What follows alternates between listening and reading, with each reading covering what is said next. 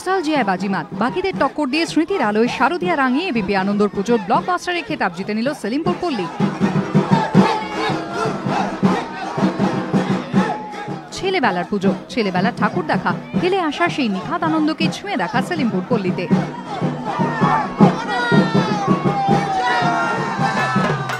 স্মৃতি আর স্বপ্নের মেলবন্ধনে সেজেছে মণ্ডপ, সেজেছেন উমা নিজেও। শিল্পী সুশান্ত পালের সজ্জার সঙ্গে মল্লার ঘোষের আবহ, দুয়ে মিলে অনুভূতির অনন্য রূপ সবার চেয়ে আলাদা। নস্টালজিয়ার আবেশে দুর্গা দর্শনের আমেজ তৈরি করে ব্লকবাস্টার শিরোপা জিতে নিল সেলিমপুর পল্লী।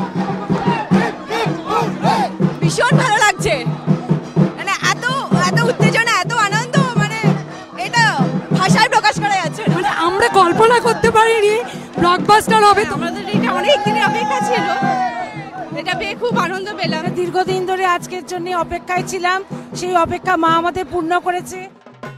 স্মৃতিমাখা পথের পাশে রয়েছে বাস্তবের অনুভূতিও। প্রতিমা দর্শনের পথে চাক্ষুষ করা যাবে মণ্ডপ তৈরির গোটা প্রক্রিয়াটির কয়েকটি ঝলক।